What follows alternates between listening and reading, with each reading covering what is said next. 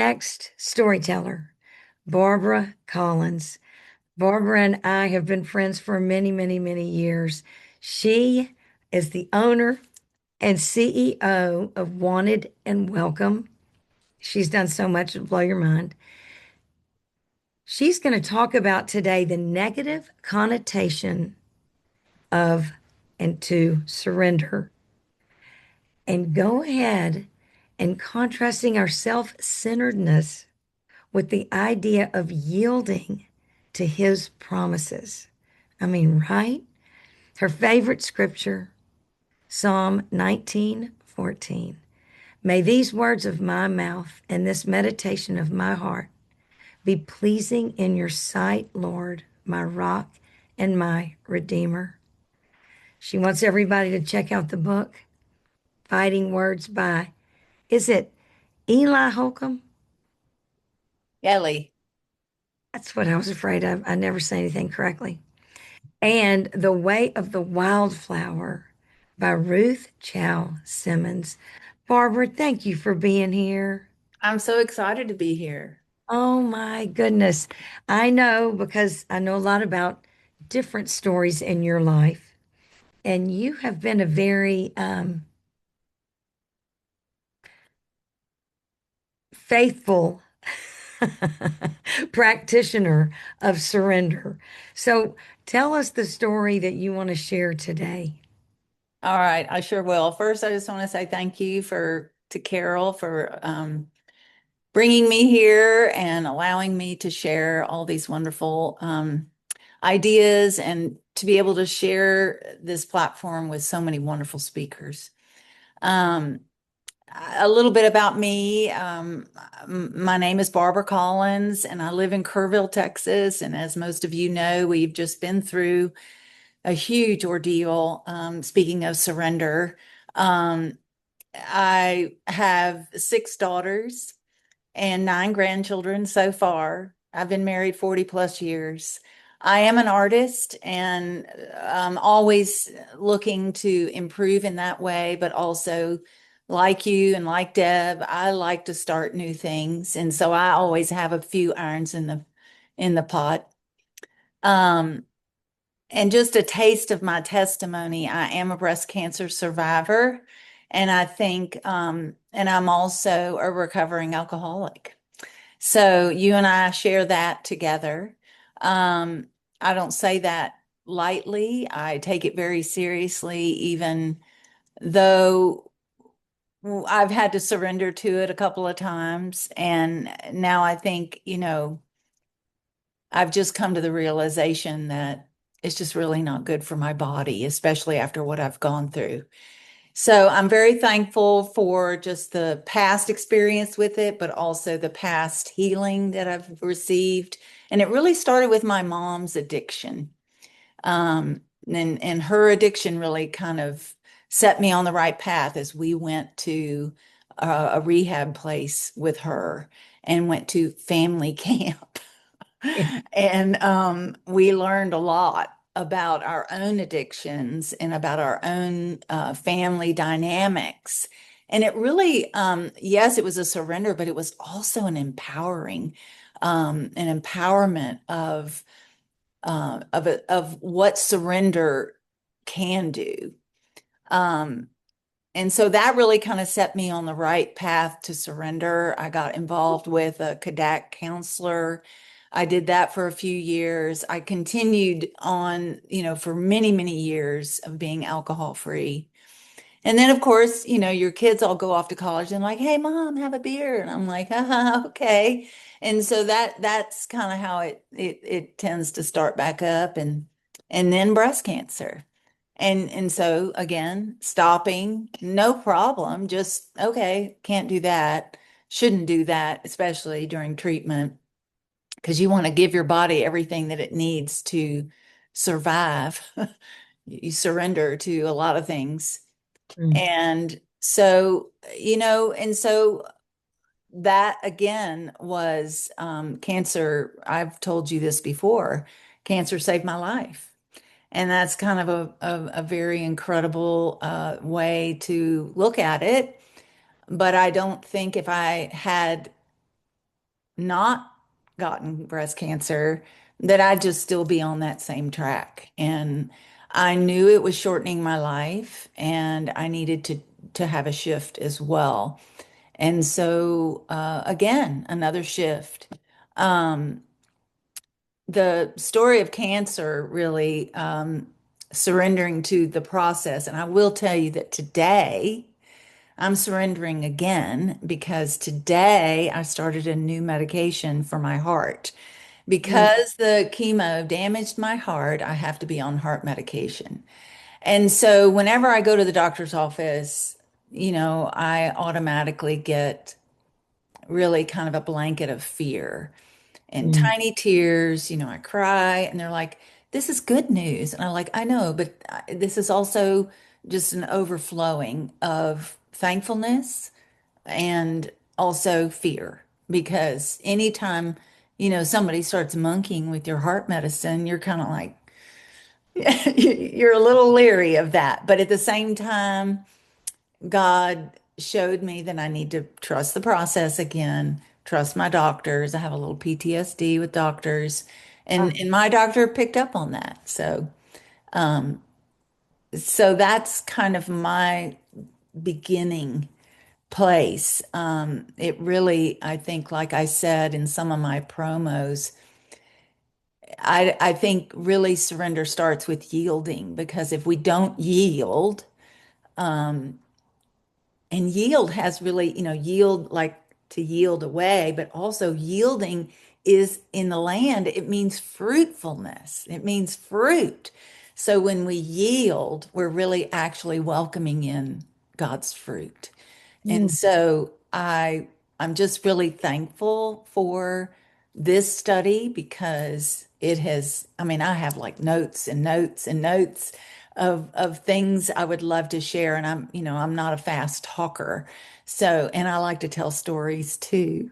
But anyway, I don't know if you have something else. I don't even know how this works. If I'm Oh, just this supposed to keep going or you get to share what it's your parts of your story. And I will share with the audience, Barbara and I had not seen each other in a long time. And we actually happened to both be getting a pedicure one day. And I guess this was how many years ago? 10? oh, longer than that. Anyway, it was a long time ago. And she was in the midst. It was such a gift to have the conversation. Because as we were speaking, she was during that time in chemo. Okay, well then yeah, it was about 13 years ago. And her sharing of how she would just get up and surrender and go do what she had to do. Like she said earlier, she surrendered to this process.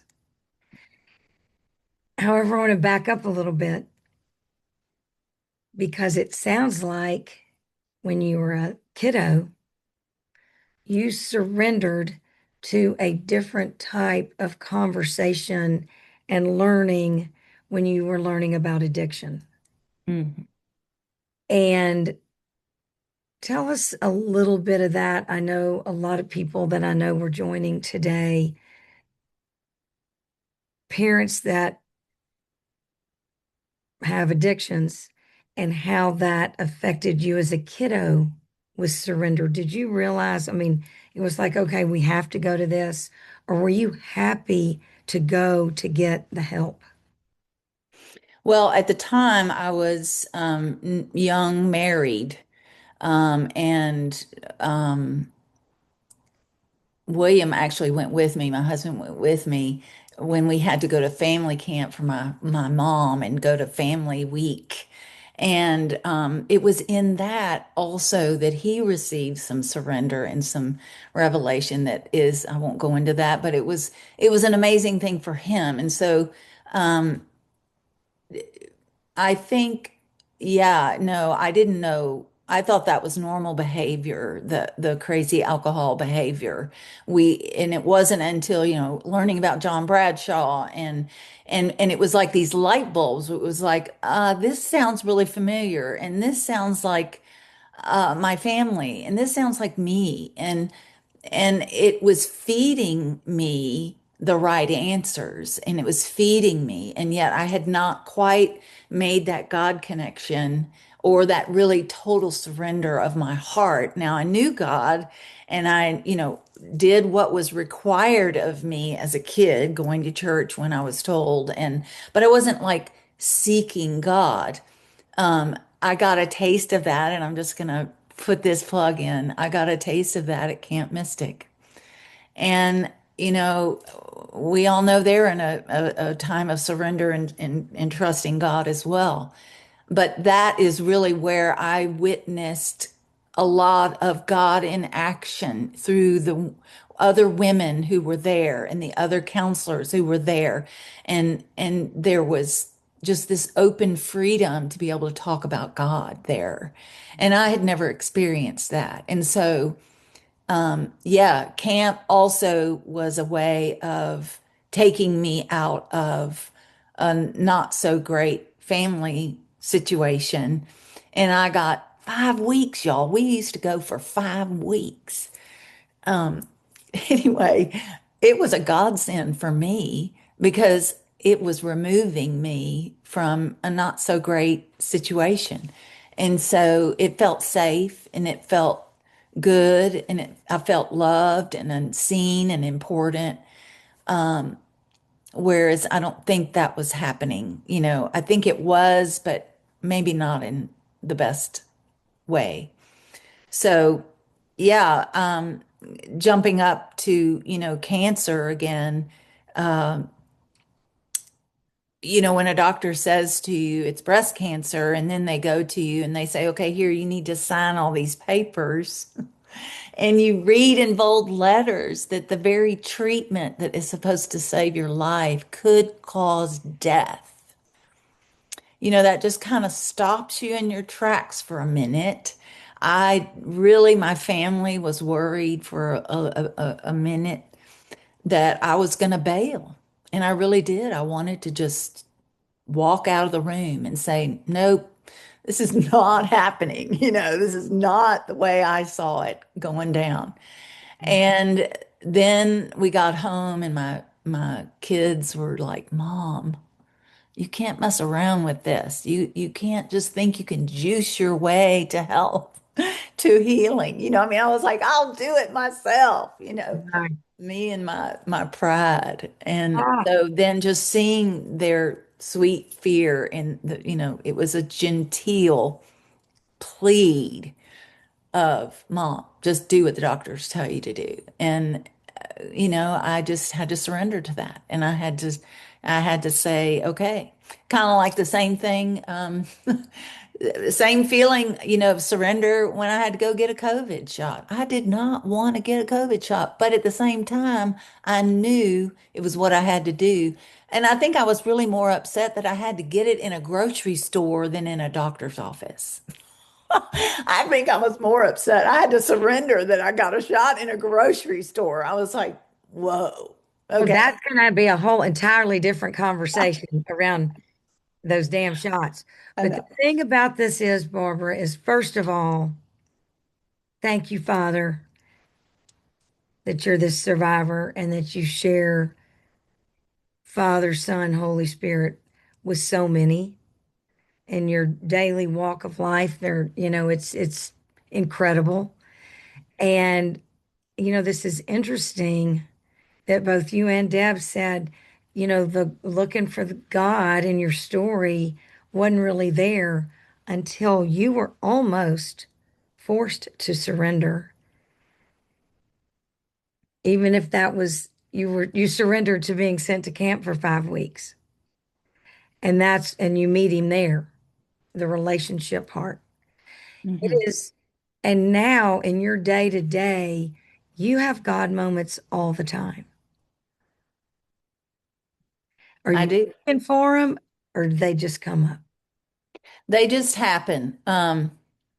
I get little what I call little love messages, and I am on Instagram, and it's called Love God Photos. And it started really it started from a friend of mine who shared with me her photos that she was taking of hearts in the world. And then I started seeing them. And I was like, oh my gosh, how have I been walking around missing all these little messages?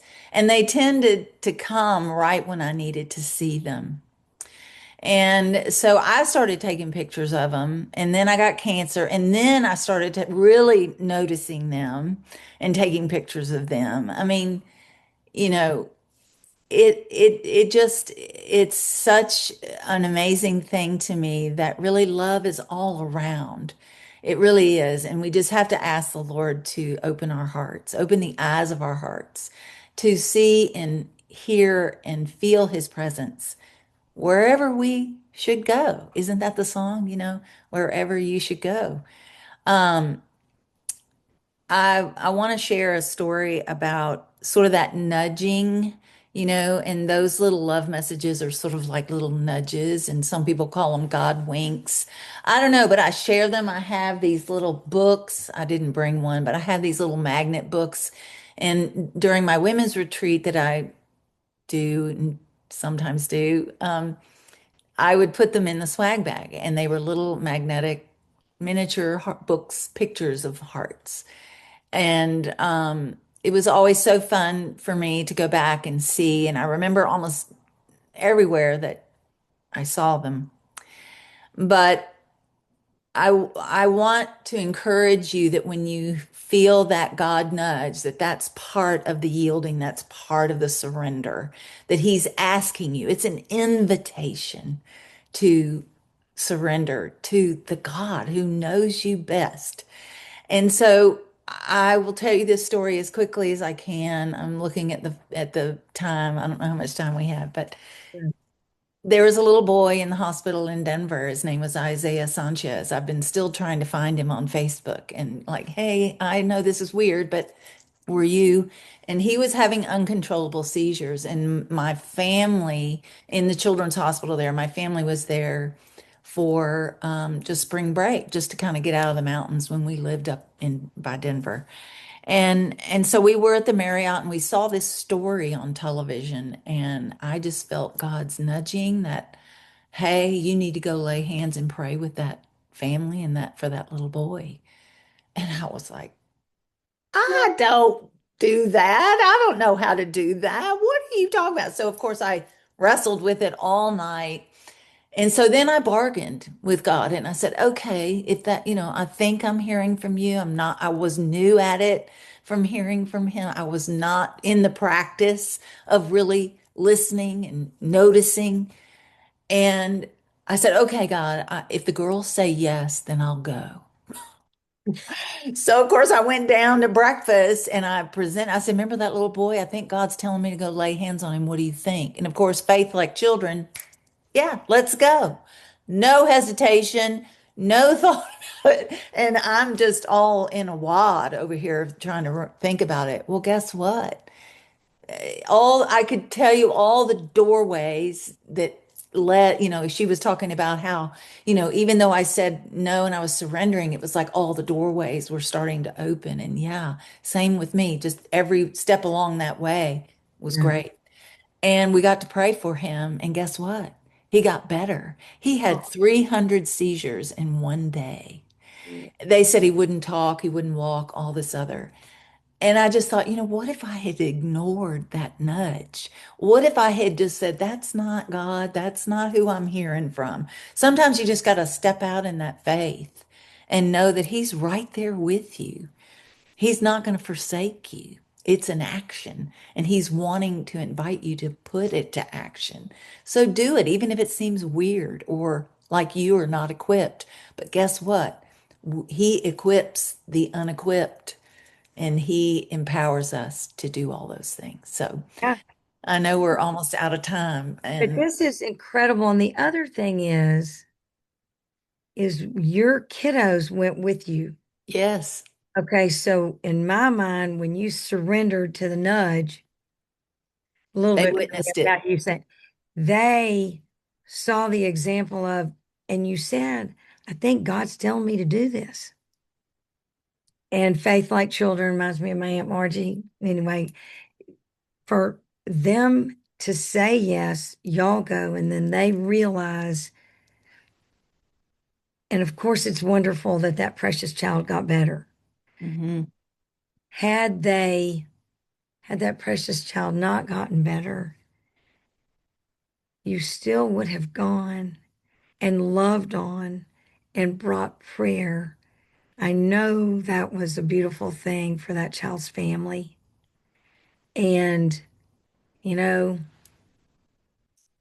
I appreciate that. I appreciate your faith and your example and your stories.